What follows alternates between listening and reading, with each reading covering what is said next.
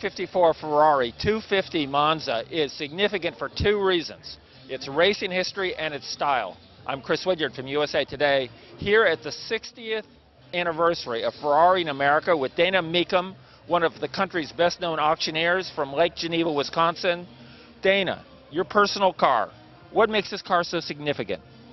Well, it has a dual life.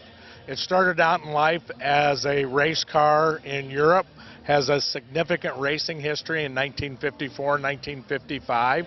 So let's break that down, the racing history. What did it do? It won its first race, and some of these French names I can't say them. And in Europe, in France, and then it also ran and competed well at the Mille Miglia, which is one of the most famous races in the world.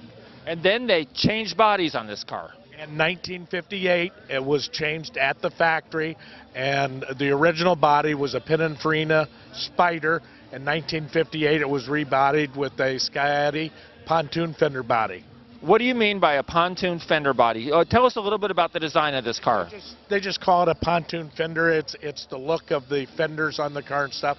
Sort of looked like pontoons on a boat or something, and the original design behind that was the intention of getting more air to the brakes for racing and so on. If you look at race cars in the mid-50s, 54, 55, they had a lot more horsepower than they had braking. This was a time and a period where they were trying to learn how to cool the brakes. They couldn't get the brakes to catch up to and if you start to read some history and stuff, that's when you see so many of these sports race car drivers getting injured and killed in the crashes, and it's because they had so much more power. And that's why we have these big open fenders. Then they had brakes.